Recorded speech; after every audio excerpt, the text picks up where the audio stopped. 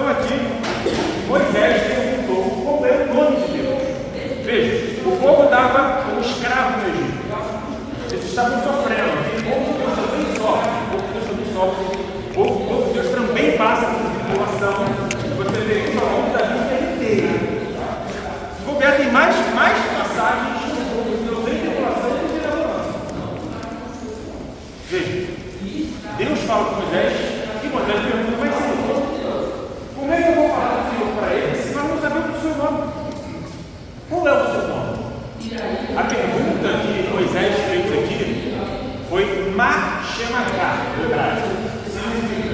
Qual o significado do seu nome?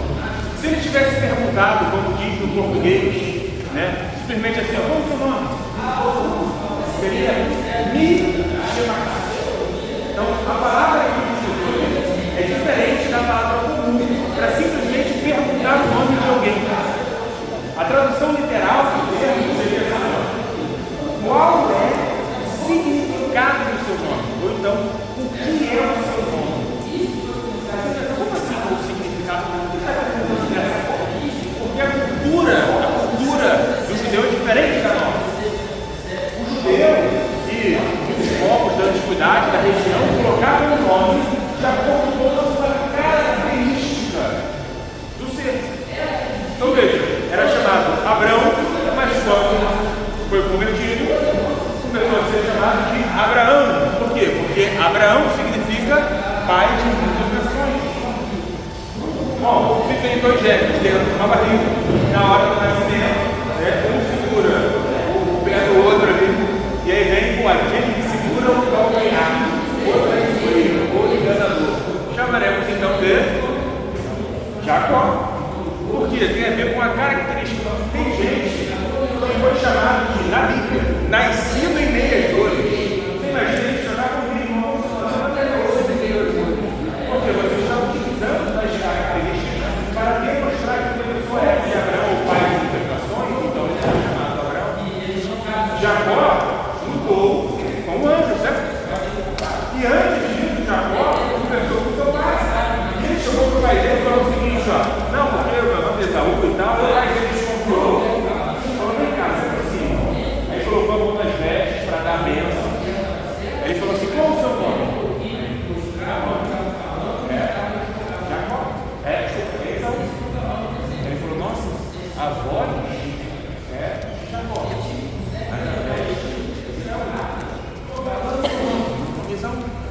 Uma bênção do irmão, o seu pai falaram, ele tinha abençoado com o amor. E é isso aí, tempos depois ele brigou com o anjo. Aí um anjo, né? E aí teve aquele momento ali que parece que está todo tempo. E aí já cai no chão, feliz na terra, segura o manto aberto, o anjo estava ali. Só foi soltar com isso. O anjo olha para ele e pergunta para ele.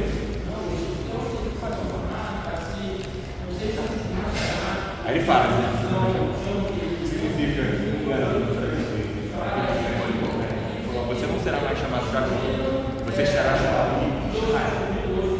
Israel significa aquele que persevera em Deus. A gente vai entender mais profundamente o significado do termo Israel no final. Além disso aqui, então veja, para dar um nome alto, você pega aqui, e dentro das características, você dá uma característica da pessoa. Por exemplo, aquele que veio da terra, Adão, porque ele veio da terra. Como você vai dar nome para Deus, então? O que na criação pode ser utilizado para que você nomeie a Deus que existe para você? Não dá para você pegar uma característica e falar que esse aqui é o nome que você combate uma característica, você faz com Abraão, igual você faz com Abraão, você faz com Sara. Não dá por quê? Porque Deus, ele é absoluto. Ele está acima de todas as coisas. Ele é a natureza transcendente. Ele não é aquele que pode simplesmente estar curtindo em algum lugar. Ele não pode ser pela negação. Ele simplesmente é. Quando vai dar pergunta qual é o significado do seu nome, Deus olha para ele e fala o seguinte: ó, eu sou, ele é.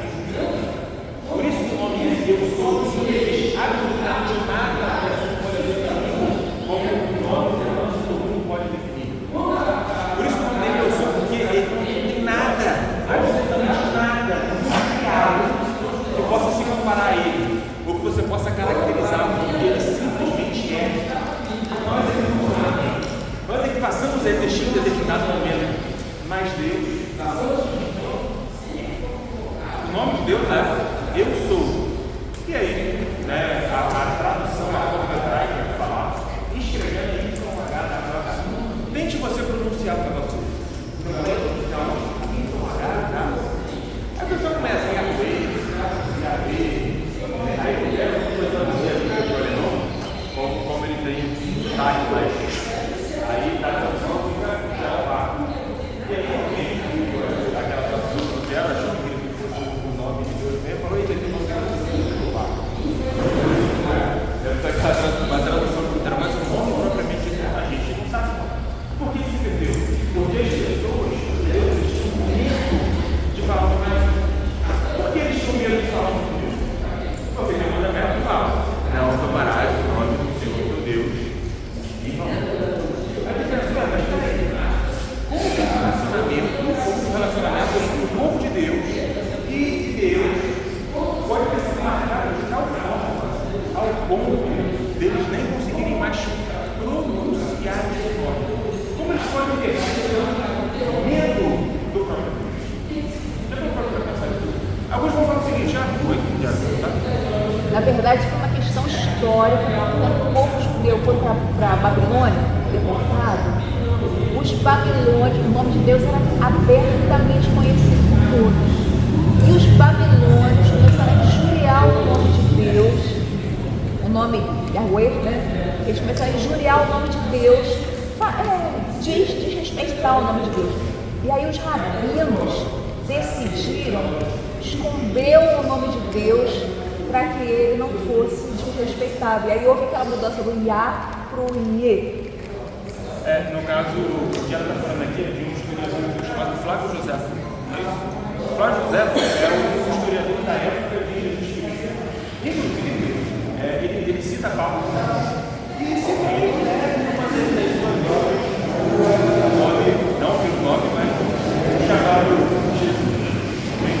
Rapaz, o negócio está. Eu acho que estamos nos atrapalhando aqui, né?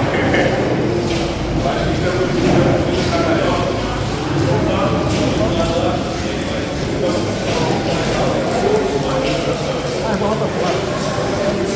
Então vamos lá. O que acontece? A partir do momento em que a oração babilônica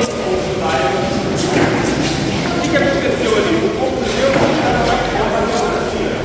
estava vivendo dentro de um universo pagão, dentro de um local ali onde quem era adorado não era o Deus das Sagradas Escrituras. E aí que entra a questão, que, veja, o nome de Deus ele pode ser profanado. Lembra de Ezequiel? O livro de Ezequiel fala um pouco sobre isso. No livro de Ezequiel, ele fala assim: veja como o meu santo nome é profanado diante do meu povo e pelo meu próprio povo. Então a gente vê que o nome de Deus ele estava sendo profanado enquanto o povo de Deus estava cativo na Babilônia, que foi o que a senhora colocou aqui. Nesse sentido, né, o que está acontecendo ali? As pessoas não estão mais pronunciando o nome de Deus. Aí você vê como é que pode, né? Como a pessoa pode olhar e ter esse medo, vamos dizer assim. Será respeito? A pergunta que eu faço para vocês: você pode ter medo de Deus? Você deve ter medo de Deus? Essa é a pergunta que tem que ser feita. Então, se você pode ter medo, deve ter medo. Tem um texto lá no Novo Testamento que diz assim: o verdadeiro amor lança fora o medo. Então não deveria ter medo, não é verdade? Mas no mesmo Novo Testamento tem um texto que diz assim: João, quando recebe a visão de Apocalipse na ilha de Pátmos, o que acontece com ele? Cai como morto. Daniel, quando recebe a visão, também uma das visões escatológicas de Daniel, o que acontece com ele? Cai no chão e não consegue levantar. Isaías, quando está diante do trono de Deus, com os querubins falando santo, santo, santo, o que ele diz? Ai de mim, pois eu tenho lábios impuros. A perspectiva de quem Deus é, frente à perspectiva de quem nós somos, acaba gerando uma reação que é: caramba, eu sou pecador, Deus é santo, vai ter um problema para mim aqui. Repara que a perspectiva de quem Deus é faz com que você perceba quem você é, na verdade, que você é pequeno em relação a Deus. Veja, existem vários outros nomes pelo qual Deus foi conhecido, o que não é bem o nome de Deus propriamente dito, ok? Vou dar alguns exemplos aqui. O termo El significa Deus propriamente dito. Então tem o El Shaddai, que é o Deus governante de tudo. Então quando uma pessoa, como um judeu, ele queria se referir a Deus como aquele que governa sobre todas as coisas, ele fala El Shaddai. Tem o termo Elohim. Elohim é o oposto, o antônimo de Adama, que é terrestre. Então veja, se eu vou falar feliz, qual é o antônimo de feliz? Infeliz. Se eu for falar terrestre, qual é o antônimo de terrestre? Celestial, espiritual. É difícil, qual é o antônimo de difícil? Mas no hebraico existe um antônimo de terrestre, sabe qual é? Elohim. Aquilo que não é terrestre. Tem um hebraísta muito bom chamado Sualt. Inclusive, sabe a Bíblia de Genebra? Vocês conhecem a Bíblia? Tem aquele comentário do Antigo Testamento ali na Bíblia de Genebra dele. Sabe a tradução, se não me engano, a NVI do inglês? Tem muito dedo do Altger ali daquela tradução do hebraico. É curioso que quando ele fala sobre o termo Elohim, ele vai dizer assim, ó, o termo em hebraico, como é a oposição, o antônimo daquilo que é terrestre, ele está trazendo a característica de que Deus é tudo aquilo que nós não somos. Deus é absolutamente diferente de nós, absolutamente distinto de nós, praticamente um antônimo da humanidade. Tudo aquilo que o ser humano, tudo aquilo que está na Terra, tudo aquilo que tem na Terra, ou seja, na criação, é totalmente diferente dele. Ou seja, ele é separado, distinto. Quer usar um sinônimo para separar de distinto? Santo. Veja, o termo santo não tem a ver com não mentir. Na verdade, não mentir é uma consequência do termo santo. O termo santo tem a ver com ser absolutamente separado, totalmente distinto. Quando no Antigo Testamento eles pegam as coisas do templo, como o candelabro, por exemplo, e aí eles falam que não, esse objeto será um objeto santo, ele está dizendo que o objeto ele será separado, distinto. Ele não vai ser utilizado em outra coisa senão tão somente no trabalho do templo, porque o termo santo significa separado. Quando Paulo fala que a igreja é santa, ele está dizendo que a igreja ela está separada para Deus. Nesse sentido, o nome de Deus está trazendo para nós uma ideia de que, veja, Deus governa sobre todas as coisas. Deus ele é o antônimo diferente da humanidade. Deus ele simplesmente é, porque ele é o eu sou, ele não pode ser definido por algo que é escrito aqui. Então ele é o que? Santo. Em última análise, o nome de Deus é santo. Vamos continuar.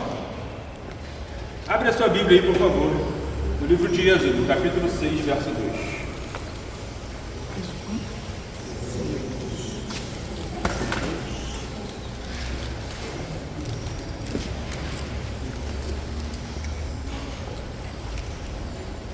Diz assim, ó: disse Deus ainda a Moisés: eu sou o Senhor.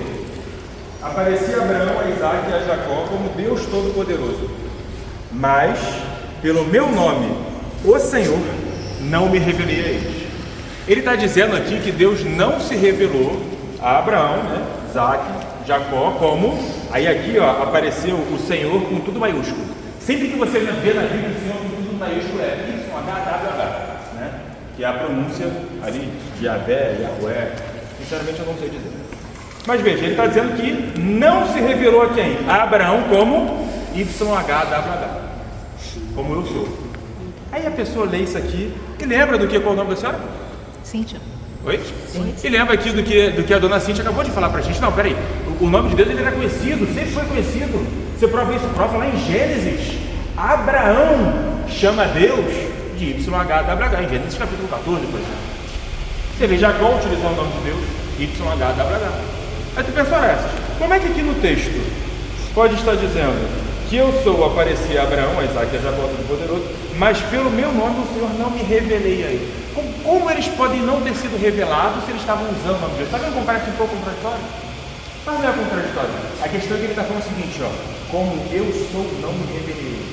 Ou seja, como aquele que efetivamente é soberano, absoluto, totalmente distinto de todas as coisas. Essa revelação absoluta que você vai ver aqui, o mar abrindo no meio, a nova aliança, que é a nossa antiga aliança, sendo instaurada, o Egito sendo totalmente destruído. Essa revelação absoluta de quem Deus efetivamente é, parece que ele está dizendo que Abraão não teve. Aí você vai dizer para mim, mas Abraão conhecia Deus como YHWH. Sim, ele conhecia Deus como YHWH. A questão é que existe em teologia uma coisa chamada revelação progressiva. Na Bíblia, conforme você vai lendo, você vai vendo que Deus vai se revelando cada vez mais ao seu povo. Que Deus vai mostrando quem Ele é cada vez mais ao seu povo. E com o tempo, você vai ver que a revelação última de Deus, o esplendor de sua glória, como dizem Colossenses, é a chegada do Filho de Deus, que é o próprio Deus na terra. Você vai ver, né, o ensinamento do Evangelho ao longo do Antigo Testamento, mas você vai ver o cumprimento pleno do Evangelho do Messias na Nova Aliança. Poderia dizer que o Messias não se revelou a Moisés, mas o Messias se revelou a nós. Não, mas peraí, Moisés acreditava no Messias, ele cria no Messias, ele esperava no Messias, ele sacrificava o cordeiro esperando o Messias. Sim, ele sacrificava o cordeiro esperando o Messias. Mas essa perspectiva do vislumbre, do ver a Cristo e a cruz, Moisés não teve. Assim como a perspectiva de ver a instauração da antiga aliança no Sião, Deus descendo em uma nuvem, um monte tremendo, sabe quem não teve? Abraão. Significa que Abraão é menos crente, mais crente? Não, absolutamente não. Só significa que conforme o tempo foi passando, Deus foi revelando o seu nome, revelando quem Ele é, e a igreja foi entendendo e compreendendo cada vez mais quem Deus é. Okay, aquela passagem que Jesus fala, né, que vão prender ele. Oi? Quem é Jesus? Eu sou. Os soldados caem por terra, né? Sim, ele usou esse verbo aí do eu sou mesmo? Né? É porque um texto está em grego e o outro texto está em hebraico. Mas é porque aí, ele se identifica como eu sou ali, depois que eles caem por terra. Antes de Abraão, eu sou. Então ele está se identificando como eu sou mesmo. Ele está utilizando o nome de Deus. Aí os antitrinitarianos costumam dizer que, não, peraí, na verdade aqui não é o... Só que está em grego, o outro está em hebraico. É por isso que ele não utilizou o Y, porque ele está falando com pessoas em outra língua, né? Ele simplesmente traduziu o termo. Mas o próprio Jesus falou, né? Antes de Abraão, ele é. Não, e também o testemunho de Jeová, quando eu me converti, aí o cara falou para mim assim, como é que Jesus é Deus? Você está falando com o Pai? Eu disse, é mesmo, né, cara? Eu não converti, né? Estranho, né? Aí, pô... Só que eu ganhei a Bíblia deles, aí estava lá, né, quando o Tomé, né, se apresenta para Jesus, aí ele falou assim, ó Senhor meu, Deus meu. O cara falou assim, não, rapaz, Tomé falou, se Jesus não fosse Deus, Tomé não tomava o nome de Deus em vão, porque ele era judeu.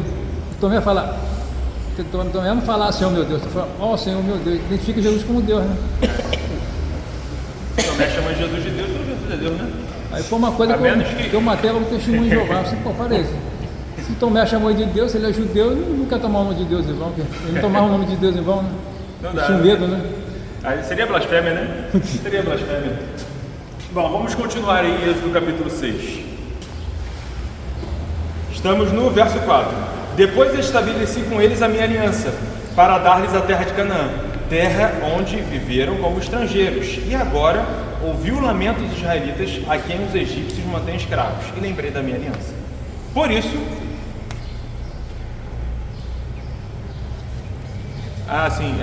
perguntas e respostas nós podemos botar no final.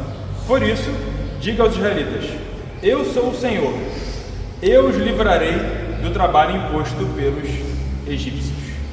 Então, olha só o que ele está falando. Por isso, então ele falou, eu sou. Então, eu dei a aliança. Por isso, diga aos israelitas, eu sou, livrarei do trabalho imposto pelos egípcios. Eu os livrarei da escravidão e os resgatarei com o braço forte de Atos poderoso do juízo. Essa palavra resgatarei aqui no hebraico é goel. É a palavra que é utilizada, né, para quando, por exemplo, uma pessoa matava outra por acidente. Mas foi um acidente, aí o que ela fazia? Ela corria para uma cidade que era a cidade de refúgio, Agora, quando uma pessoa matava outra sem ser por acidente, podia vir um vingador e matar aquele cara. Sabe como era chamado o vingador? Goel. Se tinha um casamento. O casamento acabava porque o marido morreu, a esposa ficou sozinha. E naquela época era muito difícil, né, a mulher conseguir sobreviver, porque não tinha questão do trabalho, etc. Beleza. Então a mulher está ali sozinha, podia vir alguém da família, né, um parente próximo, e resgatá-la, casar com ela, ser o Goel. Foi isso que Boaz fez com Ruth, né? Boaz era da família do marido de Ruth, e aí como o marido de Ruth morreu, Ruth chegou, ele a resgatou, e Ruth passou a ser a esposa de Boaz. Ou seja, o Goel é o resgatador, o vingador, é aquele que age pelo seu, no caso aqui, pelo seu povo. Quando Deus fala, eu os resgatarei, no hebraico é, eu serei o seu Goel. Então, ó como ele enquadra as palavras, ó. Ele vem, ó, eu sou o Senhor, eu sou o Senhor. Por isso, diga aos israelitas, eu sou o Senhor, eu os livrarei do trabalho imposto. Ó, a questão do vingador aqui, daquele que irá destruir o mal. Eu os livrarei do trabalho imposto, da escravidão, e os resgatarei, serei o seu Goel, com braço forte e poderosos atos de justiça. Eu os farei o meu povo e serei o seu Deus. Então vocês saberão que eu sou o Senhor.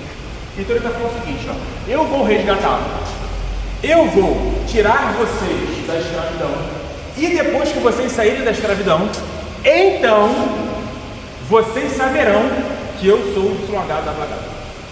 Não, mas peraí, eles já sabiam. Moisés tinha acabado de falar que ele era o YH da Vlagada. Ele tinha acabado de se revelar como o YH da Vlagada. Mas existe uma diferença muito grande entre você saber o nome de Deus e você ter a revelação plena de Deus por meio da salvação de Deus. Conhece a Deus e foi salvo por ele. É isso que o texto está dizendo. Ele falou assim, ó, eu os resgatarei, então vocês saberão que eu sou YH, eu sou o Senhor. A conclusão é, só conhece a Deus quem de fato foi resgatado por ele. Só tem uma perspectiva da real natureza de Deus, da real santidade de Deus, quem foi salvo por ele. A partir do momento que você é salvo, você entende quem Deus é. Os babilônicos lá, que no final fizeram o povo ficar com medo de falar o próprio nome de Deus, né? Eles não sabiam quem Deus era. Aquele ateu ali que estuda a Bíblia e lê a Bíblia o dia inteiro, ele não conhece a Deus. Só existe um povo que conhece a Deus, a igreja, o crente. Vamos continuar.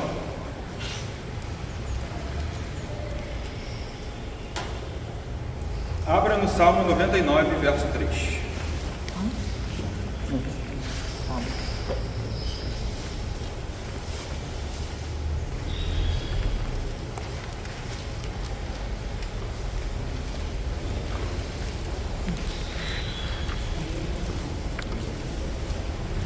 Seja louvado o teu temível nome, que é santo. É curioso, né? Seu temível nome. Ou que diz na Almeida Corrigida e Fiel, que é uma tradução bem literal do hebraico. Louvem o teu nome, grande e tremendo, pois o Senhor é santo. Então, qual é o motivo? Qual é o motivo para o nome de Deus ser louvado? O motivo, ó, pois ele é santo. Se eu falar assim, vou à praia pois está sol, qual é o motivo que eu estou vindo à praia? Porque está calor, porque está sol. Se ele fala assim, louve o seu nome, pois ele é santo, significa que o motivo pelo qual o nome de Deus tem que ser louvado é porque ele é absolutamente distinto, separado. Olha só aqui algumas definições de santidade de Deus, que alguns teólogos juntando os versos falam.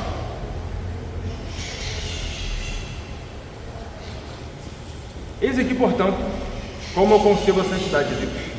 Deus é tão separado, tão acima, tão distinto de tudo mais, de tudo que não é Deus, que ele é autoexistente, autossustentável e autossuficiente. Então veja, se você pensa que Deus ele é totalmente separado de toda a criação, do que ele não depende? Da criação. Se ele não depende da criação, ele é autoexistente. Ele é autossustentável, porque ele não precisa da criação para se sustentar. Ele é autossuficiente. Portanto, ele é infinitamente completo, pleno e perfeito em si mesmo. Então veja, se você tem uma perspectiva sobre a santidade de Deus, ou seja, o simples fato de Deus ser separado de tudo, você tem uma perspectiva de que Deus é absolutamente perfeito, não depende de nós, está acima de todos nós e necessariamente tem que ser o quê? Louvado.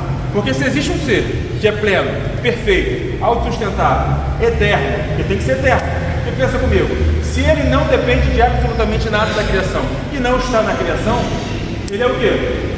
Anterior à criação. O tempo foi criado por quem? Por Deus. Se o tempo foi criado por Deus, ele é o quê? Eterno. Então se existe o fato de você pensar que Deus é santo, você deduz todos os outros atributos de Deus. Porque veja, se Deus ele é absolutamente eterno, e não está em nada da criação, sendo ele o Criador, se ele é o Criador, ele é onipotente.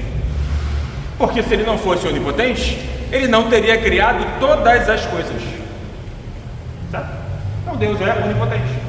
Deus é onipresente. Às vezes as pessoas falam onipresente significa Deus está em todos os lugares. Não é interessante você falar assim, né? Porque algo que está em algo filosoficamente é circuncidado, né? Comprimido por alguma coisa. Deus não está dentro de uma garrafa. Deus é Deus em absolutamente todos os lugares. Ele se faz presente. Deus é em todos os lugares. Isso seria a definição de onipresença. Não, Deus está porque ele não é circundado pelo espaço.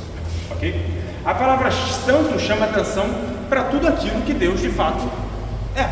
Se você pensa em Deus como santo, você acaba consequentemente pensando em Deus como autoexistente, perfeito, pleno, completo. Sim. É o que diz o Salmo 111, verso 9. Ele trouxe a redenção ao seu povo e firmou a sua aliança para sempre. Então o contexto aqui é a salvação. Ele trouxe a redenção ao seu povo e firmou a sua aliança. Santo e temível é o seu nome. Repare que ele está utilizando o termo temível, santo, dentro de um contexto onde o povo foi salvo. Então, vamos lá para o Salmo 111. E ler os versos anteriores e posteriores para entender o contexto aqui.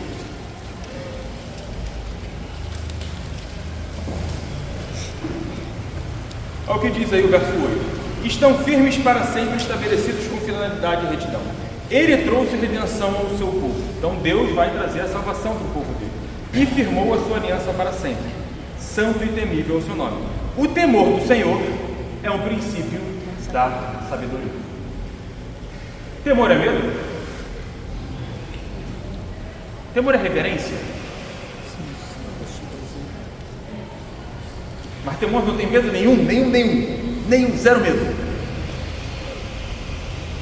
É difícil, né? É difícil até, porque tu lembra, não, mas o verdadeiro amor está fora todo medo. É difícil responder.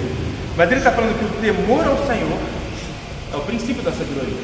Só é verdadeiramente sábio aquele que verdadeiramente tem. Como que você vai temer aquilo que você não vê como absoluto, distinto e grandioso? Cara, se Deus é absolutamente distinto, grandioso, você é o quê? Pequeno. Qual é a perspectiva de si mesmo que você tem que ter? Você é pequeno. Lembra de Moisés, em um dos Salmos? Ensina-me, pois, Senhor, a contar os nossos dias, para que... Como é que é? Eita! Alcancemos corações sábios. Na minha versão diz assim, ó, para que nos tornamos pessoas sábias. Ou seja, ensina-nos a contar os nossos dias. O que é isso? É perceber que o seu dia vai passar, seu dia curto. Para que você só é sábio se você entende que você é pequeno, que a sua vida passa, que a sua vida é rápida. Meu irmão, daqui a 100 anos vai estar todo mundo aqui morto. Todo mundo, eu acho, provavelmente. A menos que alguém tenha uma longevidade totalmente fora da curva. Mas daqui a 150 anos eu te garanto, todos nós aqui estaremos mortos. A história vai te esquecer. Não importa se você fez os feitos de Aristóteles, Aristóteles também será esquecido, como os sábios de 7.000 anos atrás foram. Você será esquecido, você passará. Só tem uma coisa que não passa, que não é coisa. É a única coisa que pode dizer que não é coisa. O único ser que não passa é Deus. O temor do Senhor é percepção de quem Ele é. A percepção absoluta de sua santidade, de que Ele está acima de tudo, de que Ele é Deus, você não. Meu irmão, tem que tomar cuidado, porque muitas vezes o culto se torna, não, vamos fazer uma festa por lá. Eu sei que existem igrejas que são mais animadas, existem igrejas que são menos animadas. Não tenho problema nenhum com igrejas que são totalmente pouco animadas, como uma presbiteriana, ou que é muito animada, como uma Assembleia de Deus. Não tem problema nenhum com isso. Tá? Você pode ser animado ou desanimado, mas o ponto é, você não pode ser irreverente, porque Deus é o Senhor, e o temor do Senhor é o princípio da sabedoria. Olha o que diz aí o verso 9: Ele trouxe redenção ao seu povo e firmou a aliança para sempre, santo e temível ao seu nome. O que tem a ver ele salvar o povo com o nome dele ser santo? Que relação tem uma coisa com a outra? Porque ele fala assim, ó, ele salvou, ok, santo e temível ao seu nome. Como é que ele concluiu que santo e temível porque ele salvou? A gente vai entender isso melhor ao longo do tempo, mas guarda a dúvida, vamos continuar. Abra sua Bíblia no livro de Isaías, capítulo 6.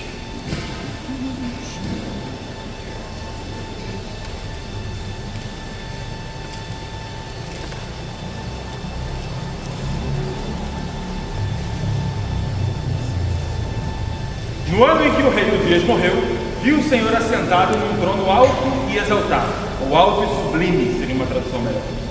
E a aba de suas vestes enchia todo o templo. Quem tinha acabado de morrer aqui? Resposta: o rei Uzias. O rei morreu. O rei morreu. E aí, nesse contexto, Isaías teve uma visão. Primeira coisa que ele vê na visão: a aba do seu manto enchia todo o templo. Veja, e os reis de antigamente, quando eles eram mais pomposos, eles tinham, né, aquela aba gigante. E aí o rei andava e atrás dele vinha a aba, para mostrar que o rei era pomposo. Aí sempre tinha aquela aba bonita, né, aquele trançado, aquela coisa. Você vê isso em muitos filmes hoje. Mas olha só como é que é a aba de Deus. Vamos ver se é pomposo.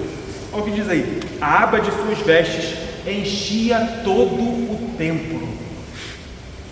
Bom, se a aba das vestes do rei, na época, significava o poder do rei, a aba dele é maior do que todo o templo. Ele já começa assim: acima dele estavam os serafins, cada um deles tinha 6 asas, com 2 cobriam o rosto, com 2 cobriam os pés e com 2 voavam, e proclamavam uns aos outros: santo, santo, santo é o Senhor dos exércitos, a terra inteira está cheia de sua glória. Sabe que o hebreu, quando ele quer enfatizar uma coisa, ele repete, né? Veja, no hebraico, por exemplo, o verbo não tem essa questão de passado, presente e futuro, é mais contextual, né? O verbo tem a ver com a intensidade. Por exemplo, se a gente vai falar no Israel, né, que é uma conjugação hebraica, essa conjugação ela tem muito a ver com algo bem tenso. É até uma conjugação rara no grego. Né? Se uma pessoa toca o piano assim devagarzinho, ela toca normal, mas se ela toca no espanhol, vou conjugar tocar piano no espanhol. É diferente. Né? Quando diz assim, ó, Enoque andou com Deus e Deus o tomou para si. Lembra desse texto? Enoque andou com Deus. A tradução andou com Deus está no Israel, né? Que é extremamente, é algo muito intenso. Enoque andou intensamente com Deus e Deus o tomou para si. Ele foi direto para o céu. Quando é um substantivo, ele quer enfatizar, sabe o que ele faz? Ele repete. Só que ele repete 2 vezes, tá? Você não vê repetição tripla na Bíblia. Só existe uma palavra que você vai ver a repetição tripla, sabe qual é? Santo, se referindo a quem? Deus. Aonde? Isaías e Apocalipse. Ambos na visão do trono de Deus. Santo, santo, santo é o seu nome. A repetição tripla do termo daquilo que é absolutamente exaltado e separado é dada somente a Deus. Só que quem está falando isso não é o ser humano. Quem está falando isso é o ápice da criação. São os serafins. E os serafins não conseguem olhar para ele. Os serafins não conseguem olhar para ele. Eles tapam a própria vista.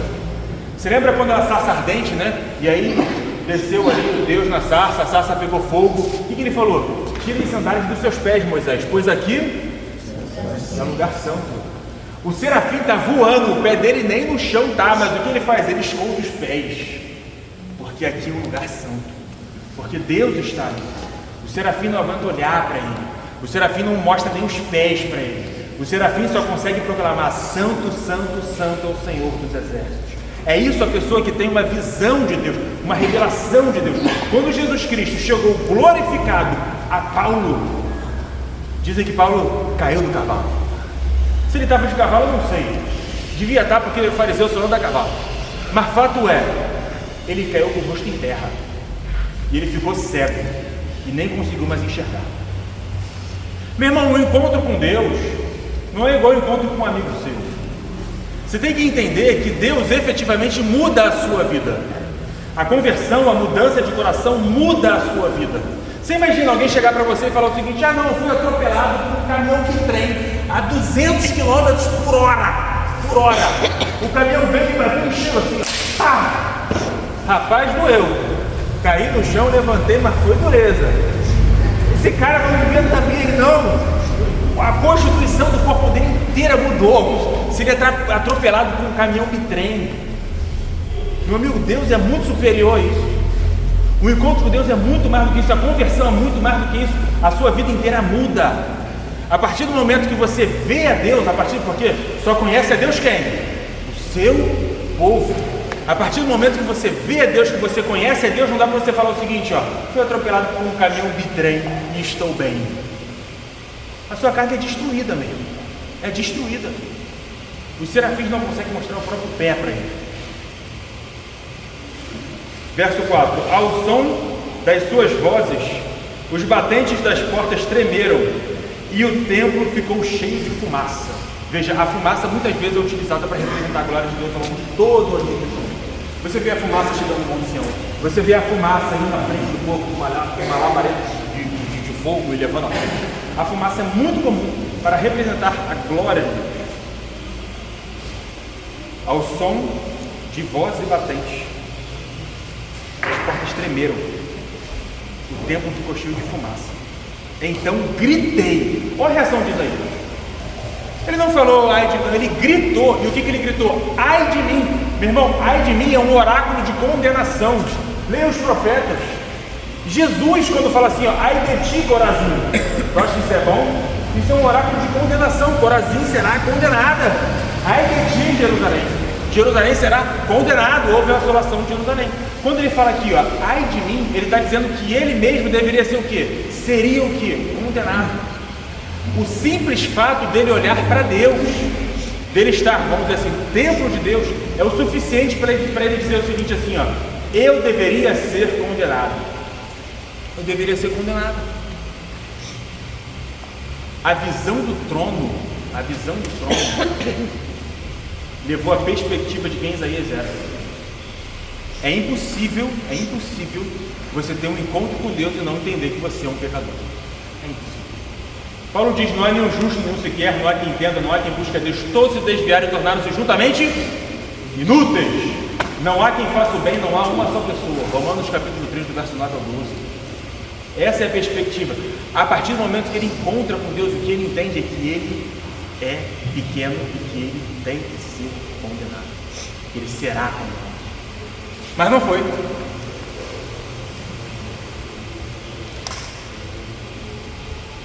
Verso 6. Logo um dos serafins voou até mim, trazendo uma brasa viva que havia tirado do altar com um tenaz. Com ela tocou a minha boca e disse: veja, isto tocou os seus lábios. Por isso, a sua culpa será removida e o seu pecado será perdoado.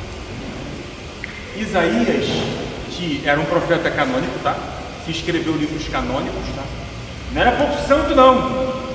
Isaías seria condenado se o próprio Deus não tivesse providenciado algo que lhe tirasse a sua culpa. Isaías seria fulminado.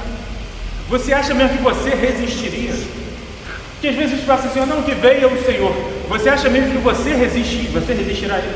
Você resistirá à sua presença? Os serafins não resistem à presença de Deus. Você acha que você resiste à presença de Deus? Que você entende que você aguenta? Não dá. Já para pensar que a oração é você estar conversando com Deus que é santo, santo, santo, Criador de todas as coisas. Isso que é orar, tá? Orar é você conversar com Deus que criou todas as coisas, eterno, absoluto, imutável, forte, poderoso, que reina sobre toda a eternidade, que tira reinos e destrói reinos, que cria tsunamis, né? O Deus que efetivamente tira a vida e dá a vida. A oração você está falando com Ele, você já parou para pensar nisso? Você só entende o que é oração quando você entende o que é a santidade de Deus. Que Deus é absolutamente santo, distinto, diferente de você que é um pecador. Você vai ficar de pé diante dele? Não tem como. Não tem como. Fato é, se Deus não providenciar uma forma, assim como providenciou para Isaías, para que ele pudesse ficar de pé e falar, né, a brasa veio na boca dele, para que ele pudesse falar diante de Deus, ele não falaria. Você só ora porque alguém sofreu a condenação no seu lugar. Você só consegue orar porque o Deus Santo satisfez a sua ira no seu próprio Filho. Você tem que entender isso. Você tem que entender que se Deus é santo, Ele tem que te condenar. E se Ele não te condenar, tem alguma coisa errada aí, e Deus não erra, então Ele vai te condenar. E você só não foi condenado porque alguém pulou na frente e sofreu a condenação no seu lugar. Por isso que você pode falar com Deus. A oração só é possível porque Jesus sofreu a condenação no seu lugar. Simples assim. Simples não, complexo. Vamos continuar. Vai para 1 Samuel 4, 18.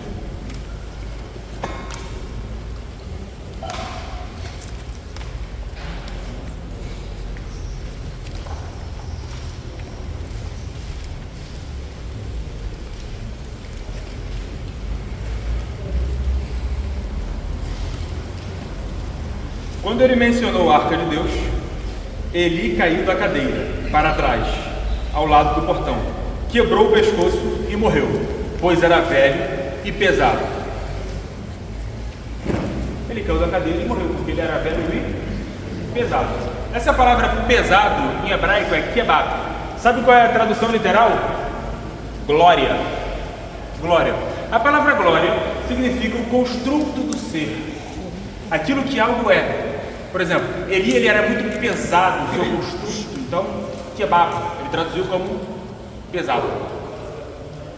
Olha o que diz aí o Salmo 49, versos 16 e 17.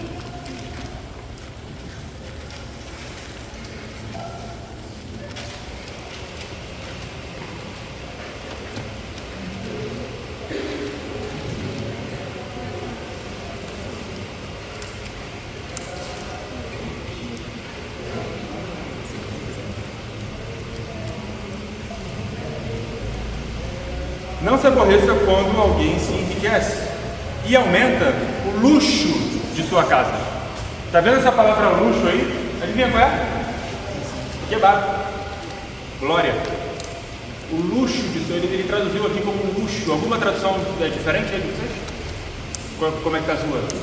Glória mesmo. Colocaram glória mesmo? Aqui e aumenta a glória de sua casa. Aquilo que está dentro da casa como valoroso, aquilo que efetivamente tem valor de dentro da casa. Tudo aquilo que é valorizado de dentro da casa é a sua glória. Tem pais, eu já vi pai falando assim, não, porque meus filhos são a minha glória. Paulo fala assim, pois Jesus é a minha glória. Tudo aquilo que é absolutamente valorizado, ou tudo aquilo que é em seu ser. Está vendo como o termo glória é difícil? Se eu falasse assim, defina a glória, talvez você já comece a definir, mas é estranho, né? O que é a glória de Deus? É uma luz que brilha? O que seria glória de Deus? A glória de Deus é o construto do ser de Deus, é o peso de Deus. Quando a glória de Deus chegou no mundo seu, o que aconteceu? O mundo seu tremeu. É aquilo que Deus efetivamente é, ou seja, o Deus que é absolutamente distinto e separado, ele se torna visível e presente. Essa presença, esse peso, esse kebab é a glória de Deus. Dar glórias a Ele significa você dar a Ele o que Ele merece, de acordo com a sua própria revelação. Quando Ele chega no monte, o monte treme. Ou seja, pensa, Deus é absolutamente o quê? Separado, distinto, santo. A glória de Deus é quando a sua santidade, o seu ser, ele se revela a nós e aparece. Por isso que às vezes você vê a definição de a glória de Deus como uma grande luz. Quando Moisés viu a glória de Deus, Você vê as pessoas vendo, às vezes ele vê uma grande luz. Essa foi a manifestação teofânica de Deus. De frente para Moisés, só as costas, ele viu a glória de Deus. É o ser de Deus. Dentro de uma definição de glória, a gente pode falar o seguinte, quando a santidade de Deus se torna expansiva, criando e penetrando o mundo, nós a chamamos ou a apelidamos de glória de Deus. É a corrente que flui de sua santidade para o mundo ver e admirar. Estamos falando do valor, da grandeza e beleza originais que definem tudo. Todo valor, grandeza e beleza criado precedem dessa glória e apontam para ela, mas não reproduzem de maneira abrangente. A glória de Deus é o resplendor do próprio ser de Deus, que brilha em sua essência. Olha o que diz o outro doutor aqui, Michael Reeves. Ele fala assim, assim, a glória de algo é a sua massa, o seu volume, a sua dignidade, o que lhe constituiu, o que ela significa de fato, o que a torna ela mesma. Talvez a glória de Eli fosse o seu estômago. A glória de outra pessoa pode ser o seu cérebro, o seu emprego visual, se é isso que ela mais valoriza. A glória de um homem que vive por dinheiro é o seu dinheiro. Aquilo que Deus efetivamente é, aquilo que é valorizado dentro do próprio Deus, o seu ser, se expandindo e aparecendo na terra. É assim que nós chamamos glória de Deus. Bom, abre aí em Êxodo capítulo 19, versos 16 ao 19.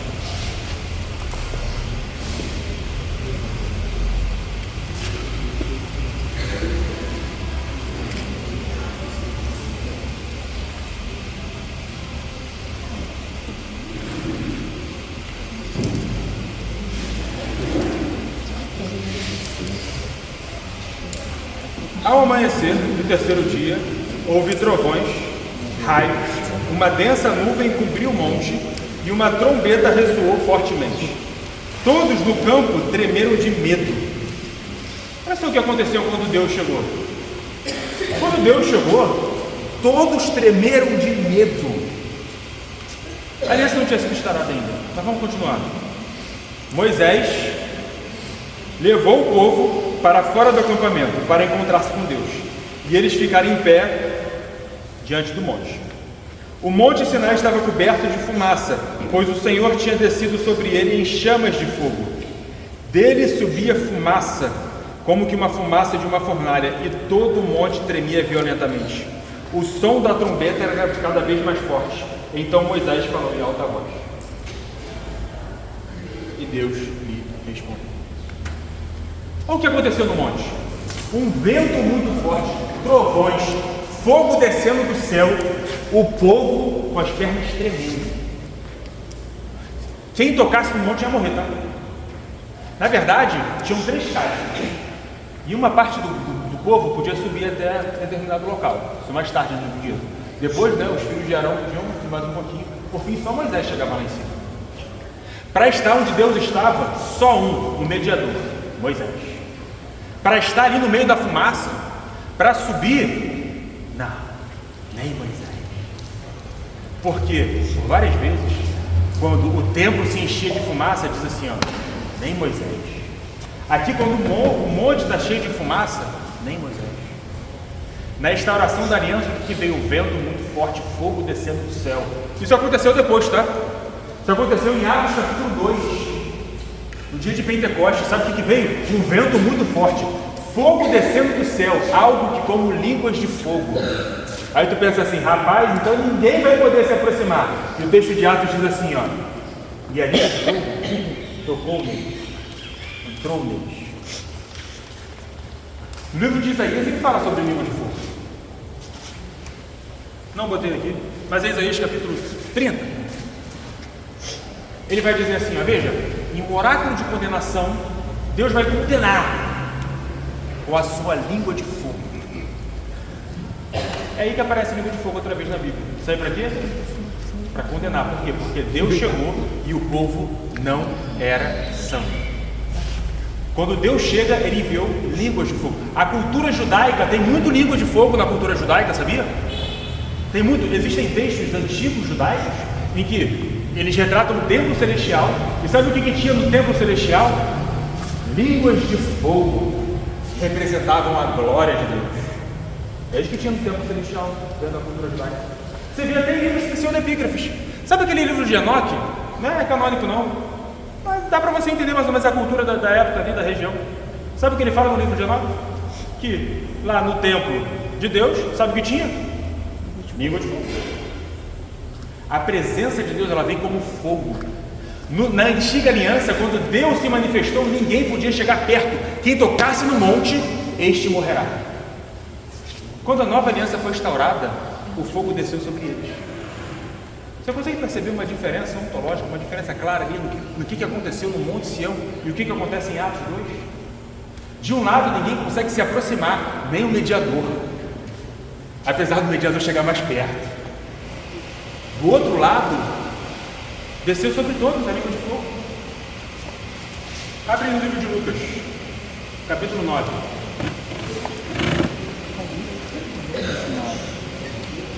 Lucas 9.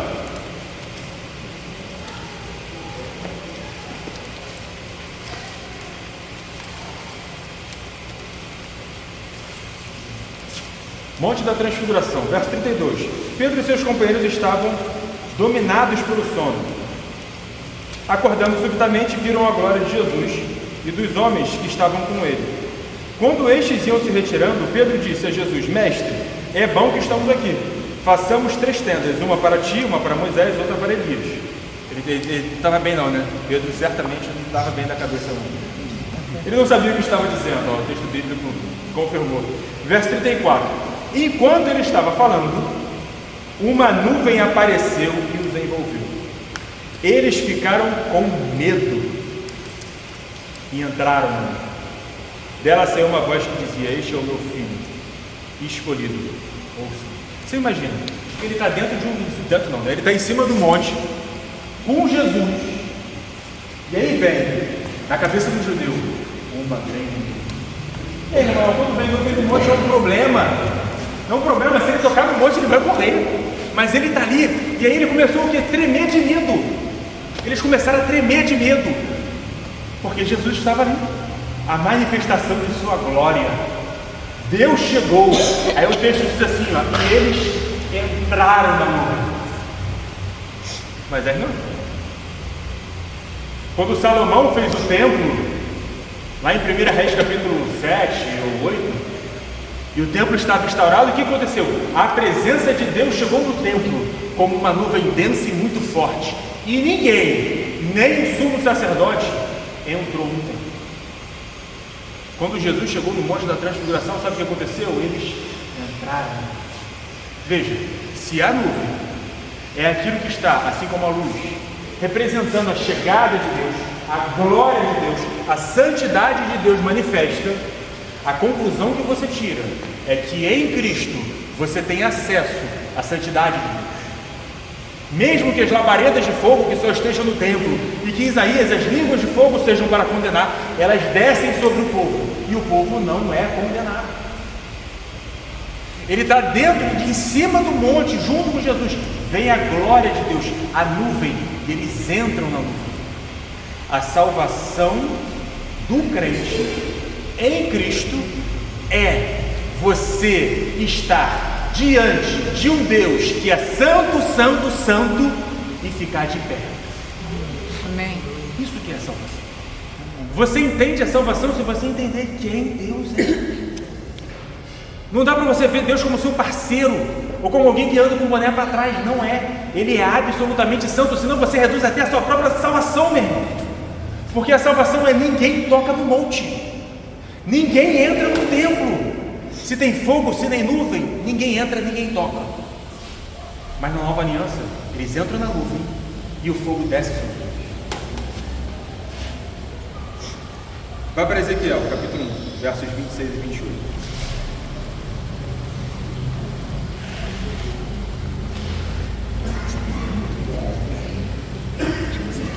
Repete a... Ezequiel 1, 26 e 28.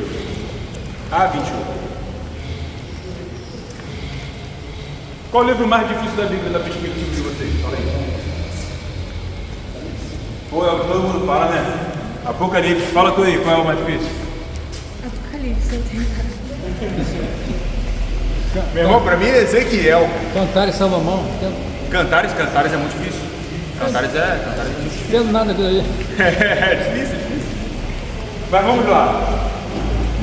Ezequiel, capítulo 1, verso 26 a 28. Para mim, o mais difícil da Bíblia é Ezequiel.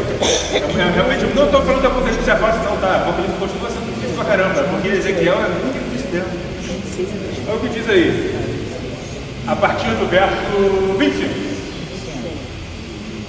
Então veio uma voz de cima da abóbada, sobre as suas cabeças, enquanto eles ficavam de asas fechadas. Acima da abóbada, sobre as suas cabeças, havia o que parecia um trono de safira. Olha o trono de Deus descendo aí. E, bem no alto, sobre o trono, havia uma figura que parecia um homem. Um ser humano. Algo que parecia um ser humano descendo aí. Vi que a parte de cima, do que parecia ser a cintura dele, parecia metal brilhante, como que cheia de fogo. E a parte de baixo parecia fogo, e uma luz brilhante o cercava. E aqui novamente a gente vê, né, a questão de fogo, luz, na representação da manifestação da presença de Deus. Né? Só que aqui ele veio algo como um homem. Né? Deus parecendo um homem. Parece uma tipificação, uma teofania de Jesus talvez, mas vamos continuar lendo. Vi que a parte de cima parecia ser a sua cintura, agora o verso 28. Tal como a aparência do arco-íris nas nuvens, e um dia chuvoso, assim era o esplendor ao seu redor. Essa era a aparência da figura da glória do Senhor. Qual é a aparência da glória de Deus? Fogo, nuvem, vento, é algo estrondoso, absolutamente estrondoso. E arco-íris? Arco-íris? Lembra de Gênesis capítulo 5? Gênesis 5, 6.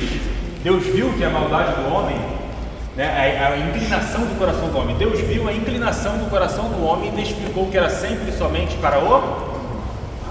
E o que aconteceu? Dilúvio. Todos foram destruídos. Em Gênesis 7 as águas sobem. Em Gênesis 8 as águas descem. Em Gênesis 9 Noé sai da arca. Noé sai da arca e Deus vem até Noé. A salvação é sempre uma iniciativa de Deus. Nós o amamos porque Ele nos amou primeiro.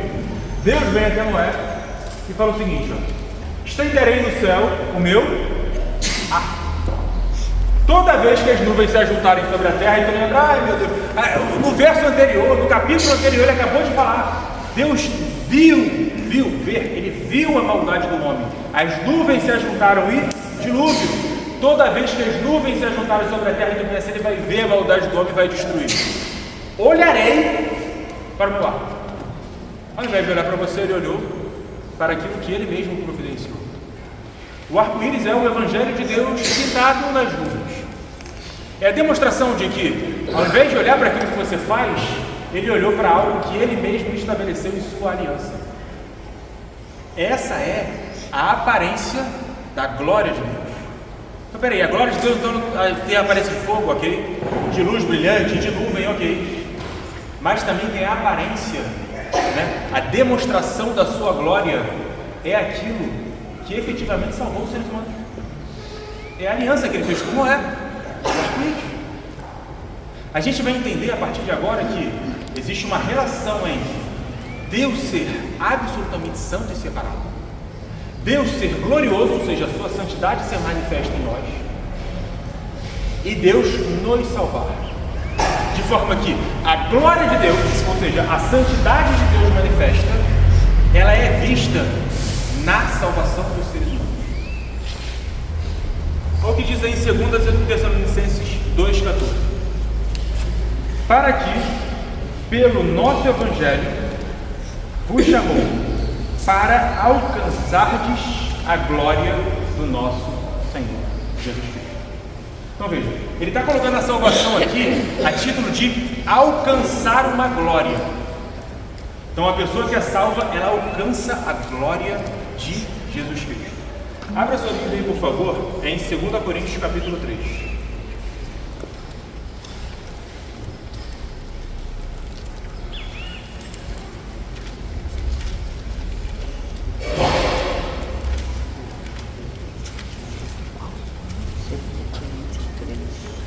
verso 14. Já estamos terminando. Se você está com sono, é a hora de acordar. Estamos terminando. Olha o que diz aí, ó. 1 Coríntios 6,14. Na verdade, a mente dele se fechou, pois até hoje o mesmo véu permanece quando é lida a antiga aliança. Ele está falando dos judeus. A mente dos judeus se fechou. Por quê? Porque tem um véu no rosto deles. Um véu que impede que eles vejam alguma coisa. Vocês estão entendendo? Então, o judeu lê o Antigo Testamento, e quando ele lê o Antigo Testamento, tem algo que o judeu não consegue ver, que ele não consegue entender. Não foi retirado, porque é somente em Cristo que ele é removido. Ele pensa, beleza, seja lá o que não dá para ver quando se lê, em Cristo só que ele é removido. De fato, até o dia de hoje, quando Moisés presta atenção no verbo agora, quando Moisés é lido, um véu para os seus corações. Fala. 2 Coríntios. Eu falei primeira? Desculpe, é 2 Coríntios. Está certo, 2 Coríntios. Capítulo 3. Capítulo 3. Quando Moisés é lido, um véu cobre os seus corações. Então ele lê a Bíblia e tem algo que ele não consegue enxergar. O que o véu está cobrindo? O que o véu está cobrindo? Olha o que diz aí, o verso 5 do capítulo 4. Ou melhor, desculpa, o verso 4 do capítulo 4. O Deus desta era cegou o entendimento dos descrentes, para que não vejam a luz do Evangelho da glória de Cristo, que é a imagem de Deus. Mas não pregamos a nós mesmos, mas a Jesus Cristo nosso Senhor, e a nós como escravos de vocês por causa de Jesus. Pois Deus disse, das trevas resplandeça a luz.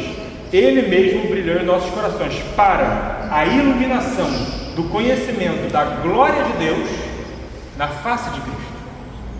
Então ele está dizendo, quando Moisés é lido, existe algo que tapa os olhos, algo que não dá para ver, que os judeus não veem. Esse véu ele é retirado em Jesus, tá? Mas existe um véu, e quando o véu é retirado dentro do contexto, você continua lendo o texto, quando o véu é retirado, o que acontece? Você é iluminado para o conhecimento da glória de Deus na face de Cristo. Mas esse conhecimento, ele veio da onde? Quando Moisés é lido. Conclusão: ler a Bíblia para o crente que está sem o véu é enxergar a glória de Deus na face de Cristo. Você tem que entender que o ato de ler a Bíblia não é uma coisa comum que você faz corriqueiramente. Ler a Bíblia é você estar em contato com aquele que está falando. Uma pessoa está falando com você está olhando para ela. O ato da leitura é o que faz com que você contemple a glória de Deus. Meu irmão, a leitura da Bíblia não pode ser vazia. Ela tem que te impactar, ela tem que te mudar. É claro que não é todo dia que você vai ler e vai perceber. Tudo bem, você é pecador, eu sou pecador, todos nós somos pecadores. Mas entenda, existe alguma coisa errada. Se você lê e se você não está de cara com a santidade de Deus manifesta. É a perspectiva de Deus está aqui, Ele está entre nós. Eu consigo vê-lo com os olhos da fé, você não vai ver fisicamente, mas eu consigo contemplar a sua glória por meio daquilo que Ele fala. O ato da leitura da Bíblia não é corriqueiro. Tem que entender isso.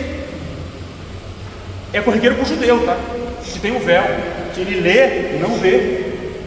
Mas em Cristo o véu não vê. O próprio Satanás, o objetivo de Satanás é esse. Eu só vou dizer no verso 4, que a gente acabou de ler, do capítulo 4. O Deus dessa era cegou o entendimento dos descrentes para que não vejam a luz do Evangelho da glória de Deus. Esse é o objetivo dele. Você vê, o que Satanás quer com o crente? É que ele não leia? Não, você pode ler. É que você leia e não veja. É que você leia e seja cego. É que você leia e não entenda que a santidade de Deus é manifesta. Mas, aí o verso 5 que é a coisa. Mas não pregamos a nós mesmos, mas a Jesus. E no final, para a iluminação do conhecimento da glória de Deus. Meu irmão, vamos agora pegar algumas partes desse verso. Primeiro, Evangelho da glória de Cristo. O que é o Evangelho? Não é boas novas? Evangelion do grego, boas novas da salvação, não é isso? E é da glória de quem? Da sua, porque você vai para o céu? Não, é da glória de Cristo. Jesus Cristo é glorificado em sua salvação, porque dele, por ele e para ele são todas as coisas, inclusive a sua salvação. Ele morreu porque te ama? Sim, claro, Deus amou o mundo de tal maneira, isso é uma verdade, mas você tem que entender que é por ele e para ele. O Evangelho da glória de Jesus, porque Jesus é glorificado no Evangelho. Mas será que é só o Filho? Ou o que diz aí o verso que a gente acabou de ler, final do verso 6, para a iluminação do conhecimento da glória de Deus na face de Cristo, ou seja, a glória de Deus é manifesta. Então veja, santidade, o que é santidade? Absolutamente separado de nós. Glória, a revelação dessa santidade. Salvação, a entrada nessa glória. Ou seja, a salvação ela está sendo definida como a perspectiva de ver e glorificar a Deus. Ou seja, a santidade de Deus é um atributo relacional, porque a sua expansão culmina em pessoas que outrora deveriam ser afastadas e condenadas serem agora salvas. Não, mas peraí, mas a santidade de Deus não é que Deus é separado, distinto, transcendente? Sim, santidade de Deus é separado, distinto e transcendente.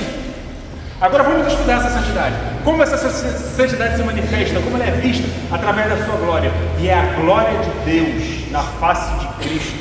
E o Evangelho é o Evangelho da glória de Deus, é a salvação. Ou seja, Deus se relaciona por meio de nós porque Ele é santo. E Ele será glorificado.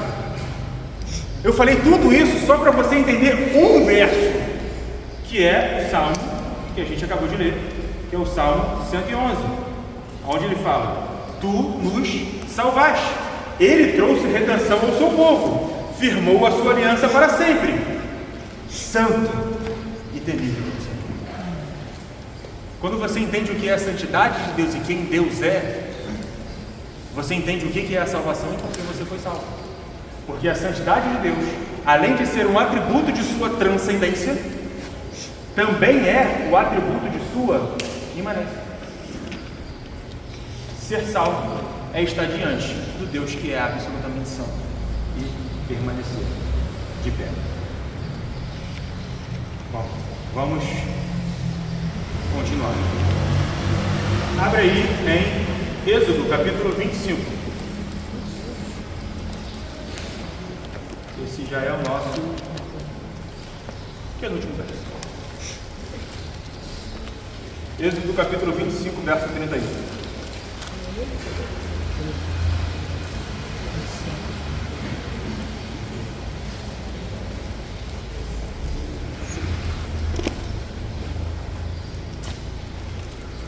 Faça o candelabro de ouro puro e batido. O pedestal da haste, das taças, das flores, do botão do candelabro formarão com ele uma só peça. 6 braços sairão do candelabro, 3 de um lado, 3 do outro. Haverá 3 taças com formatos de flor de amêndoa. Num dos braços, cada uma com botão e flor. E 3 taças com formato de flor de amêndoa no braço seguinte, cada uma com botão e flor. Assim será os 6 braços que saem do candelabro. Está descrevendo uma árvore aqui, né? Ele tem um caule, ele tem 3 hastes de cada lado, todos eles têm botão e flor, né? Flores. O que está acontecendo é que o candelabro, ele é uma árvore. Se você ler a descrição e desenhar, você vai desenhar uma árvore. Se você pegar um candelabro de lá, você vai ver, né? Flores, tudo, né? Onde está saindo a florzinha ali, é uma árvore. E esse candelabro devia ficar onde? Dentro do templo. O candelabro ficava dentro do templo. É uma árvore que devia ser acendida, né? O candelabro está sempre uma luz, pegando fogo. É uma árvore pegando fogo. Deus tinha acabado de falar com Moisés. Desceu de uma árvore pegando fogo. Ali estava a presença de Deus.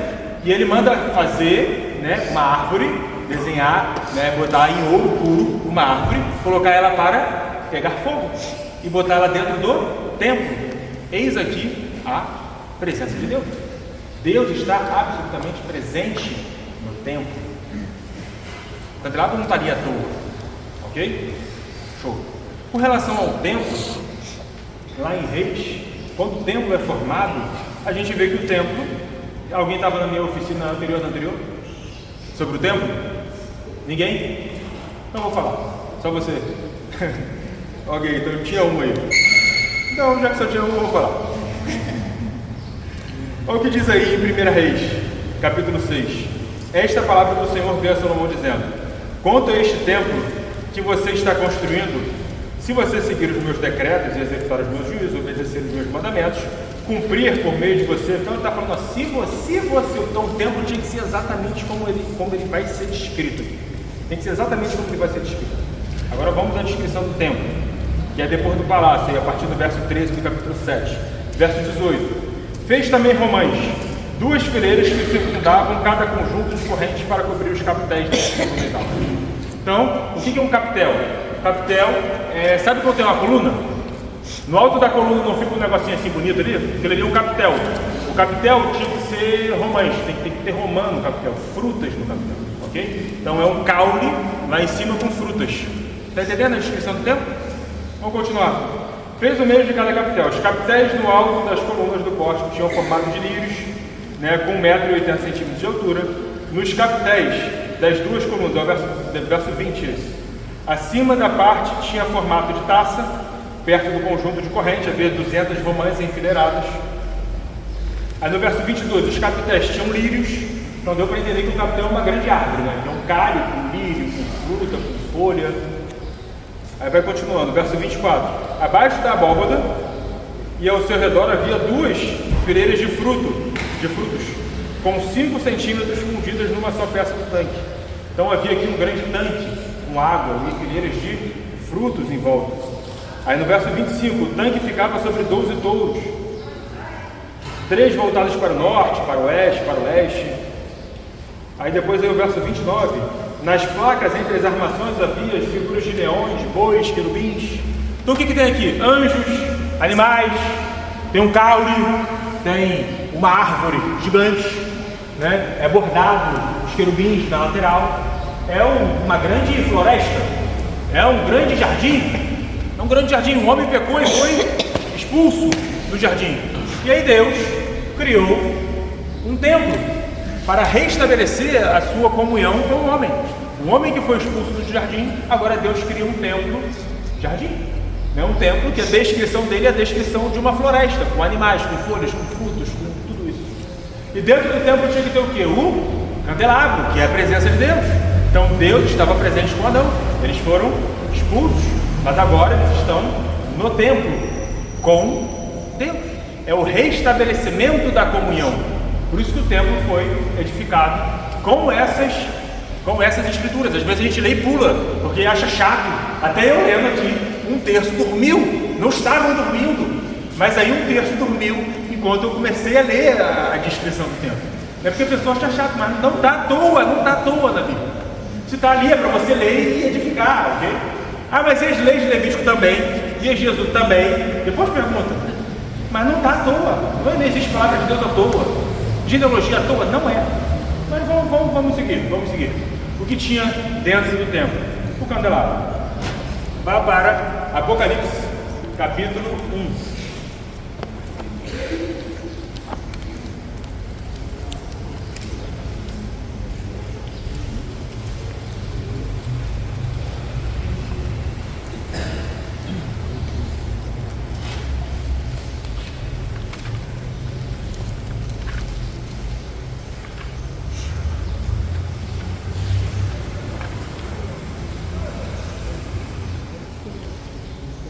Ok? Bom, João teve uma visão aqui no início do capítulo, a partir do verso 12. Voltei-me para ver quem falava comigo. Voltando-me, vi 7 candelabros de ouro. Entre os candelabros, alguém semelhante ao Filho do Homem. Quem será esse? Jesus. Vai ver ao longo da história que ele é Jesus. Com uma veste que chegava aos seus pés e um cinturão de ouro rodado no peito. Sua cabeça e seus cabelos eram brancos como a lã, brancos como a neve. Seus olhos eram como chama de fogo. Verso 15. Seus pés eram como bronze numa fornalha ardente, sua voz como muitas águas. Tinha a sua mão direita 7 estrelas, e da sua boca saiu uma espada afiada de 2 gumes. Aqui ele está falando daquele que é, que era e que há de vir. Quando vi, olha só o que acontece com João quando ele vê Jesus. Caí como morto. Então ele colocou sua mão direita sobre mim e disse: não tenha medo, eu sou o primeiro e o último, aquele que vive. Estive morto e agora estou vivo para todo sempre. Quem é esse? Só pode ser Jesus, ok? Estive morto e agora estou vivo. Escreva, pois, as coisas que você viu, verso 19, tanto as presentes como as que acontecerão. Este é o mistério das 7 igrejas que você viu em minha mão direita e dos 7 candelabros. Agora ele vai dizer o que significa essa visão. Ele viu 7 candelabros, viu 7 igrejas, viu, então o que significa? Aí vem lá. As estrelas são os anjos das 7 igrejas e o candelabro são as 7 igrejas. Então havia 7 candelabros, que são as 7 igrejas, e Jesus andava no meio delas. Essa foi a primeira visão. Jesus anda em meio à igreja. Ele anda através da igreja. Ele anda com a igreja. Está lá os 7 candelabros e Jesus andando no meio dela. Aí você pergunta se o candelabro não era a representação da presença de Deus. Vai para Apocalipse capítulo 21, verso 23.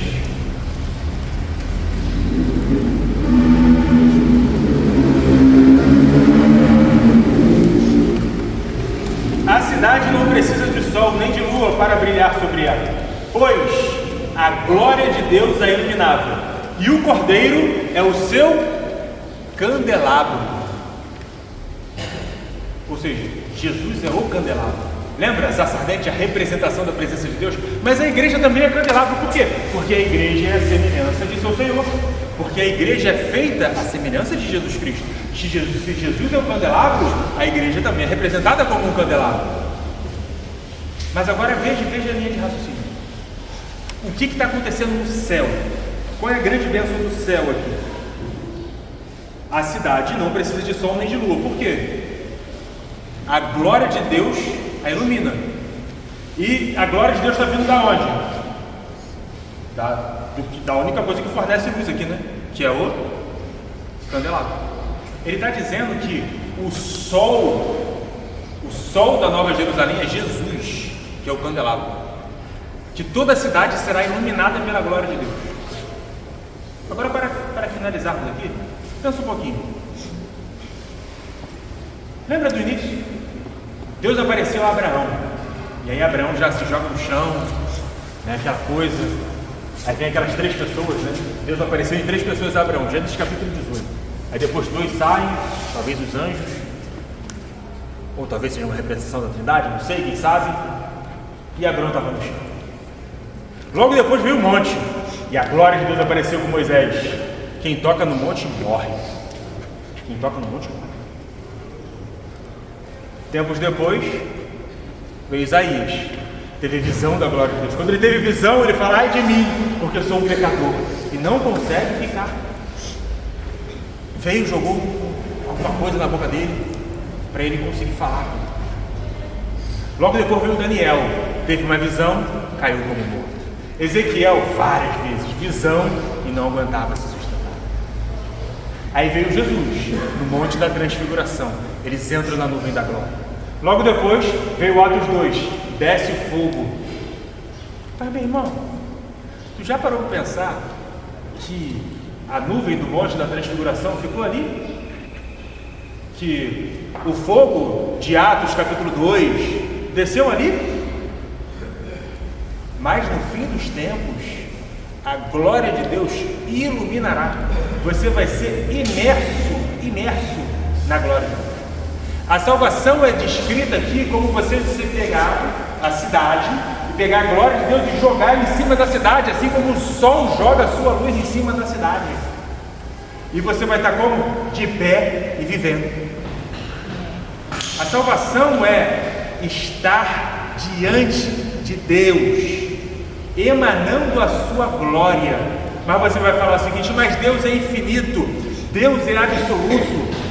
Mesmo que a criação seja exaltada ao mais alto dos patamares, ainda assim seríamos fulminados? Sim, mas você não olha para a glória de Deus olhando direto para Ele, porque aquilo que está emanando a glória de Deus é o candelabro, que ele acabou de falar aqui, que é Jesus. Jesus veio na terra para que você pudesse ver a glória de Deus por meio dele. Se a glória de Deus e a sua santidade manifesta, Jesus veio na terra para que você tenha um encontro verdadeiro com a santidade de Deus. O nome disso é salvação, o nome disso é céu. Ah, mas aí escorregaram a cabeça da girafa ali, aquela coisa de Isaías 61, os leões. Meu irmão, tudo isso é bom, tudo isso é bom, mas isso não satisfaz a sua alma. A única coisa que satisfaz a sua alma é a glória de Deus, nada mais. E a santidade de Deus, nada mais. O objetivo de Satanás é que você leia a Bíblia e não veja a glória de Deus. A salvação é que você leia Moisés e veja, e no final dos tempos esteja debaixo do maior de todos os sóis, que é o candelabro Jesus Cristo, que foi pego lá em Êxodo e colocado num templo pequenininho, que depois, no tabernáculo, depois no templo, aí depois o fogo desce sobre o novo candelabro e acendeu a igreja. A igreja foi acendida, os candelabros foram acendidos em Atos capítulo 2, e por fim o grande candelabro iluminará toda a igreja. A santidade de Deus é um atributo relacional que gera, que culmina na nossa salvação. Senhor, nos ajude, Pai, a entender a sua glória. Nos ajude, Senhor, a ter verdadeira reverência, de entender, Pai, que o Senhor é o governador de todas as coisas, que o Senhor está acima de todas as coisas, Pai, plenamente separado, distinto de todos nós, ó Deus. Nos ajude, Pai, a entender que o Senhor está acima de tudo, Pai, e a entender a grande bênção da salvação que é estar diante do Senhor e poder orar, ó Deus, e permanecer de pé, não por nós, mas pelos méritos de Jesus Cristo.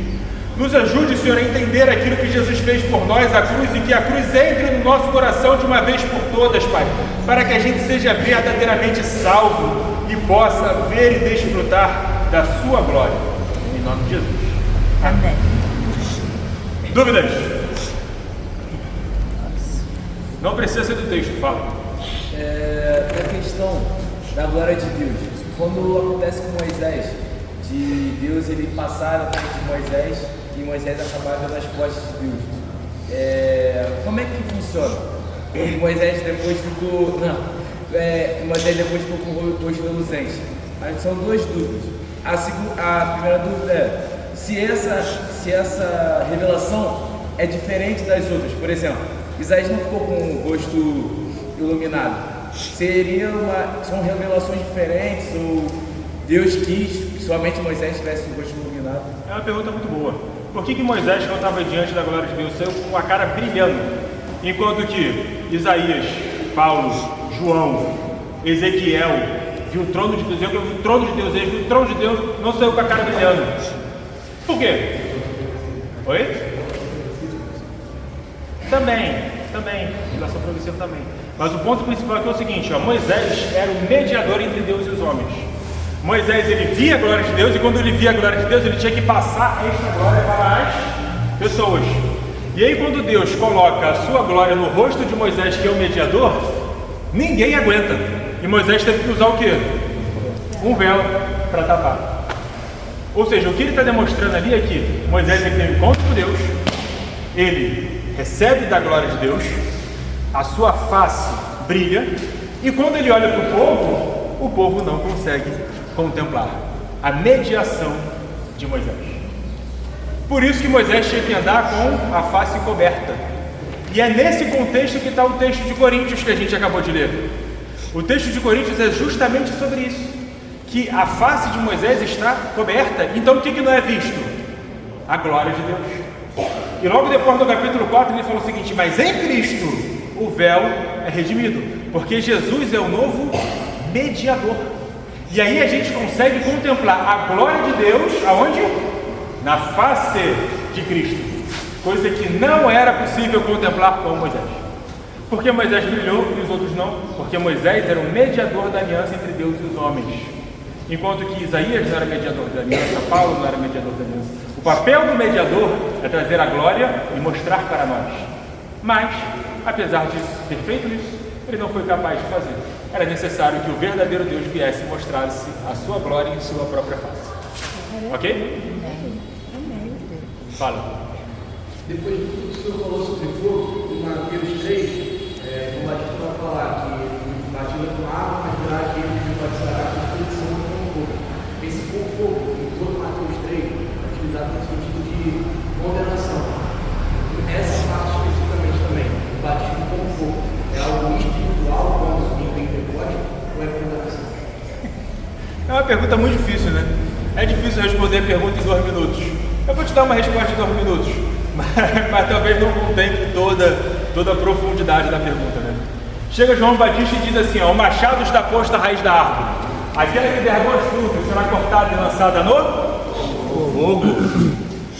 Aí depois ele fala assim, ó, aquele que vem depois de mim vos batizará com o Espírito e com fogo. A conclusão natural é que você pensa assim, ó, pô, o batismo com fogo aqui parece ser ruim, esse fogo não está legal no contexto. O fogo não está tão legal assim no contexto. Bom, aí agora as pessoas vão tentar resolver isso aí. De um lado vão ter aqueles que vão falar, não, mas aqui é batismo com Espírito e batismo com fogo, e o batismo com fogo aqui é Pentecostes. Aí tu vai falar, por quê? Aí o cara vai falar, porque ó, mudou o fogo no grego. De um lado está pirios e do outro está pairo. Então a árvore o machado está lançado à raiz da árvore, né? Aquela que não der bom fruto será cortada e lançada no pairo. Aquele que vem depois de mim os batizará com o Espírito e com pirios. Mudou, são fogos diferentes. Qual o problema desse argumento? O problema desse argumento é que no grego, o finalzinho da palavra, a flexão da palavra, ela tem a ver com onde esta palavra está localizada na frase. Se for sujeito, o finalzinho é um jeito. Se for predicado, o finalzinho é outro jeito. A palavra que vem antes e depois define o finalzinho da palavra no grego. Nesse sentido, a palavra não mudou. A questão é que de um lado era machado posto à raiz da árvore e do outro lado é batismo. É uma questão de dativo e ativo. Ou seja, não houve uma mudança na palavra. Se não houve uma mudança na palavra, é muito difícil a pessoa pegar o texto de Mateus e colocar batismo com fogo no texto de Mateus. É muito difícil, porque é só fogo da condenação, fogo da condenação, fogo da... Mas esse fogo aqui não. Esse fogo aqui é o fogo bênção. Assim, se quiser falar de batismo com fogo, usa Pentecostes, usa Atos 2. Não tem porquê a pessoa falar de batismo com fogo em um texto que muito provavelmente está se referindo àquele que vem depois de mim, vai condenar o mundo e vai salvar o mundo. Porque é isso que Jesus veio fazer, né? Em Apocalipse capítulo 19, sabe o que ele faz? Uma espada sai de sua boca e sabe o que Jesus faz? Ele mata todos aqueles que não se curvaram. Todos foram mortos. Depois, sabe o que Jesus faz? Ele pega todos eles e lança no inferno, no fogo do inferno. Porque Jesus é santo, porque Ele é o Senhor. E a maneira justa de lidar com tudo isso é falar o seguinte, ó, todos aqueles que não estão debaixo do nome de Jesus serão lançados no fogo. Então, aquele que vem depois de mim vos batizará com o Espírito e também vos batizará com fogo. Você será imerso no Espírito, mas também será imerso no fogo. É muito difícil a pessoa usar um fogo espiritual ali em Mateus. É sim, você pode pegar Atos capítulo 2 e falar de batismo com fogo, né? Que agora você virou um candelabro, você foi aceso. Fala.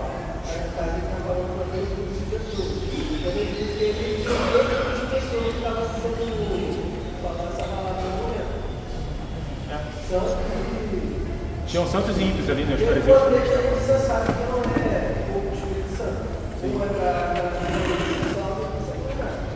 É curioso que se você ler o texto e não ter Atos, tipo assim, tira o livro de... Vamos fazer uma teologia bíblica sobre o livro de Mateus. Você nunca pensaria em um batismo de fogo bom. Você só pensa em batismo de fogo bom porque lá em Atos opa, subiu, então ele deve estar falando disso aqui. Difícil, muito difícil. No contexto ali, muito difícil. Quer fazer assim? Poder pode. O problema é que você abre uma brecha existem duas formas de interpretar a Bíblia, que é o método histórico-gramatical e o método histórico-crítico. No método histórico-gramatical, o verso anterior e o próximo, todos têm que estar vinculados, né, de forma que o significado das palavras ele é encontrado dentro de um contexto. Enquanto que no método histórico-crítico, você consegue pegar o verso e a partir daquele verso ali, tirar uma conclusão dele independente do contexto. E aí você tem que entrar no método histórico crítico para puxá-lo. É difícil, é difícil. Talvez seja até possível, mas é muito difícil. Os Atos 2, para falar de batismo de fogo, não tem problema nenhum. Mas a questão diz que, curiosidade, né? Diz que todos beberam da pedra espiritual que era Cristo, né? Acho que Moisés não entrou na terra prometida, porque ele feriu a rocha, né? Jesus Cristo, tem alguma coisa a ver? Muito interessante esse texto que ele trouxe aqui, é o seguinte, ó. O pessoal eles estavam no deserto, com sede. Todo mundo ia morrer porque não tinha água, todo mundo ia morrer. E aí o povo começou a reclamar, Moisés fez o quê? Reclamou com Deus. Ele reclamou com Deus.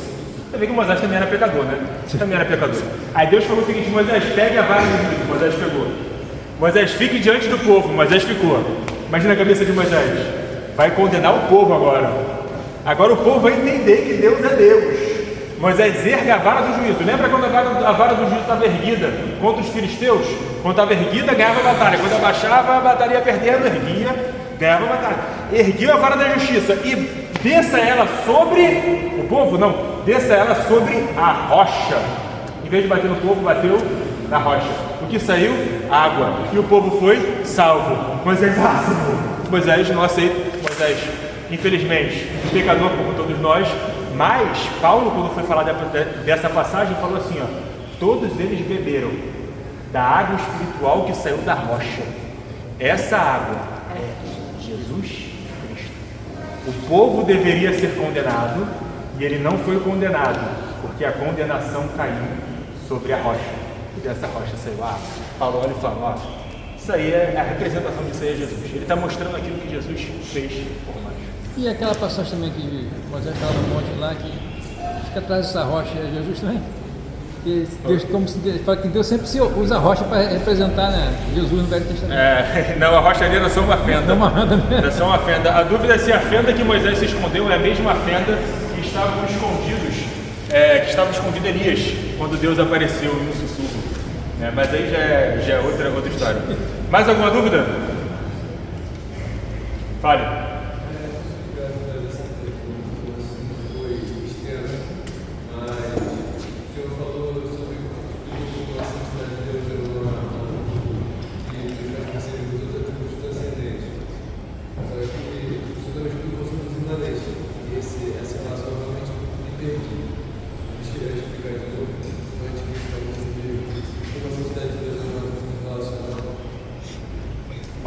Vamos dar aula de novo. Eu preciso de 1h30, porque isso aí é 1h30. Eu falei, pessoal, vou falar 1h30. Eu preciso de 1h30 para te explicar isso. É só 1h30 para te explicar isso que eu preciso. Bom, vamos lá. A santidade significa que Deus é santo. Santo é separado. Separado é absolutamente distinto de todas as coisas, certo? Show de bola. Você se torna a imagem e semelhança de quem? Deus. De Cristo, né? Aos que predestinou, a este também chamou. Aos que chamou, a este também justificou. Pessoal, inclusive, se quiserem sair, também podem sair, tá? Quem está cansado pode ir, é só dúvida. Só dúvida, não precisa ficar. Já acabou o estudo, tá? Já acabou o estudo. Aos que santificou, a este também chamou. Aos que chamou, também glorificou, para serem feitos conforme a imagem do seu Filho. Neste sentido, você se torna santo. Santo como quem? Como Deus, né? Como Jesus Cristo, a imagem dele. Então você se torna distinto de quê? Da criação, do pecado, do resto. O homem governa sobre a criação, está acima da criação, é distinto da criação. Você está percebendo que a salvação traz para o ser humano um aspecto transcendente, no sentido de ele estar mais próximo de Deus que é santo? A glória de Deus é a santidade de Deus sendo manifesta na terra. Porque o termo glória significa peso, que é bago, aquilo que pode ser pesado, pegado. Deus aparece e como que a sua santidade se manifesta? Ou seja, a glória de Deus é manifestada na terra, é manifestada aqui. O Deus que é transcendente tem a sua santidade, que é o seu ser, porque não dá para você separar a santidade de Deus do ser de Deus. Porque se ele é absolutamente distinto de tudo, ele é o quê? Santo. Então santo é aquilo que ele é. O seu ser é o quê? Santo. Ou seja, a definição do ser é santo. Não dá para separar uma coisa da outra. Só que esse santo, ele o quê? Aparece. Nós estamos sendo separados no mundo. A glória de Deus, ela é mostrada a nós e nós nos relacionamos com Ele por meio de Jesus Cristo. Mas a glória de Deus não é o resplendor da sua santidade? Não é a sua santidade se manifestando aqui? Ou seja, o o atributo da santidade de Deus, que é ele ser absolutamente separado, quando a gente chama de glória, a gente está trazendo esse atributo para cá. Quando a gente chama de santificação, a gente está trazendo nós para ele. E quando a gente chama de salvação, a gente está pegando a gente e está se relacionando com ele. Ou seja, a santidade de Deus, que ele será absolutamente distinto, culmina numa revelação que faz com que nós nos achegamos a ele. Então a santidade de Deus, que é algo separado, no final das contas é um atributo relacional. Ok? E também, para a gente explicar, que está aqui para aprender, né? Porque o católico ele fala que Pedro é o primeiro Papa, né? E sobre esta pedra de referência na minha igreja. Tá bom, tudo bem, vamos lá. 30 segundos eu vou explicar para vocês a história do Tu és Pedro e sobre esta pedra edificarei a minha igreja. Já vou te passar a palavra.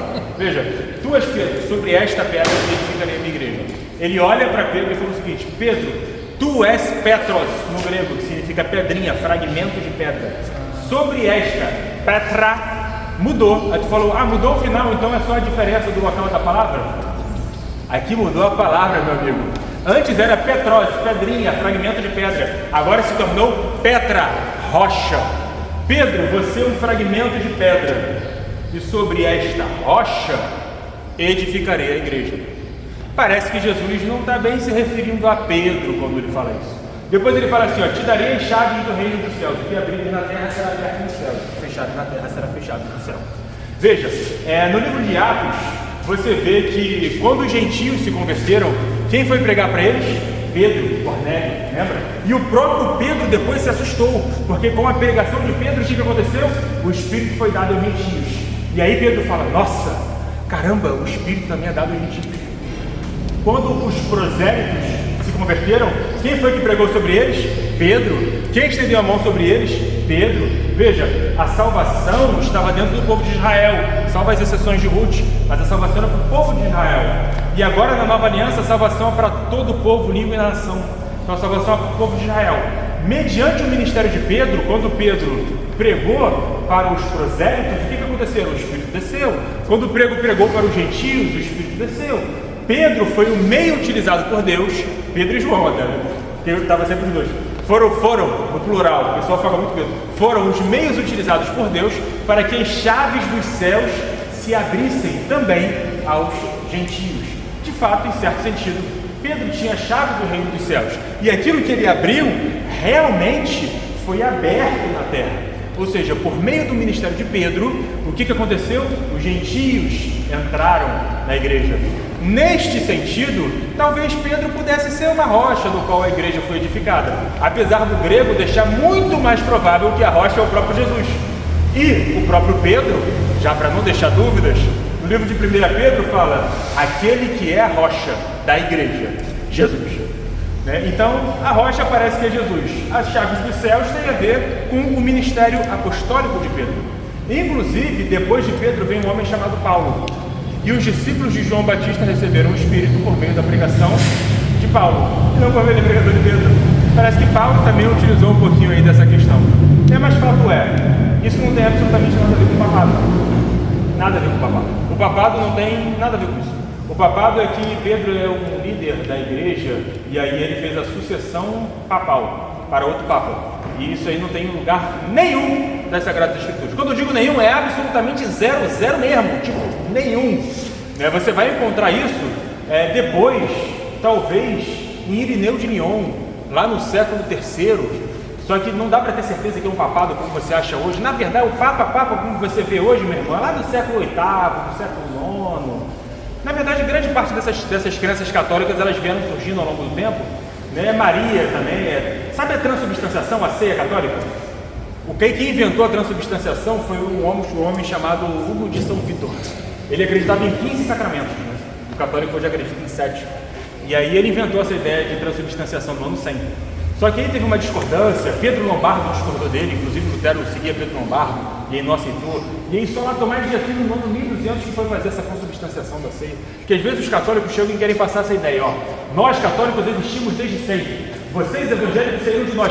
Não, isso está errado, nós evangélicos existimos desde sempre. E aí o pessoal foi botando umas tradições, e aí E chegaram um grupo ali, Lutero, Calvino, Borringer, e olharam e falaram o seguinte: olha só, não dá para ficar agitando tradição com Bíblia, só na escritura, vamos tirar a tradição. Ou seja, nós existimos desde sempre e eles passaram a existir em determinado momento. A Igreja Católica foi criada no Concílio de Trento. Tá? A Igreja Católica Apostólica Romana foi criada no Concílio de Trento.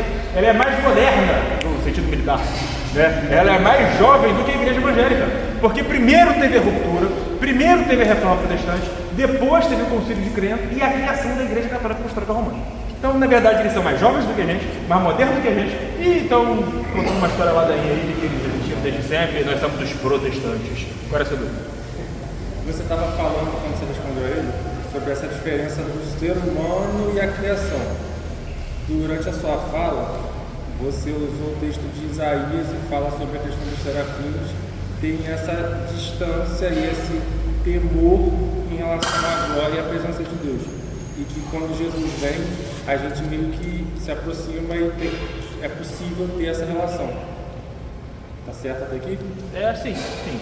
Nesse sentido, essa diferença entre ser humano e criação é a criação como um todo, incluindo os anjos e serafins, porque na passagem, o serafim, assim, aí a minha compreensão, se eu estiver errado, você pode ver. Na minha interpretação, o serafim ele não entra na queda. Não caiu. Ele não é um ser caído. E ele tem essa reverência diante da presença de Deus. E o ser humano ele passa a ter uma relação mais próxima que a do serafim, que é um ser não caído. Que loucura, né? É. Loucura. Olha o que ele está falando o seguinte. Na verdade, eu vou traduzir o que ele falou. Ele falou assim, ó, não consigo concordar. O anjo não caiu, coitado. Aí vai vir um homem cheio de problema, caindo, e aí vai vir um pregador do século XXI dizer que o homem caído, quando for restabelecido, vai estar no patamar superior do serafim. Não dá. Pô, peraí. Peraí, né? É porque eu entendi no final. Eu entendi o que você quis dizer no final. É porque durante a minha mente ela ficou tentando entender o quando que Jesus estar aqui não fulminou todo mundo. Deveria ter fulminado todo mundo também. Né? Esse é o meu ponto. Sim, já é outra dúvida. São duas dúvidas. São duas dúvidas aí. E eu tenho uma terceira. Mas pessoal, fiquem à vontade. Inclusive o outro acabou, né? Então fiquem à vontade. Tá? Quando você começou, você definiu glória. E às vezes eu vejo. E aí é só uma questão de curiosidade. Às vezes eu vejo muitas pessoas usando glória e graça como sinônimo. Mas, se possível, uma definição de graça. Tá bom. Essa pelo menos é mais fácil. Tá bom, vamos lá.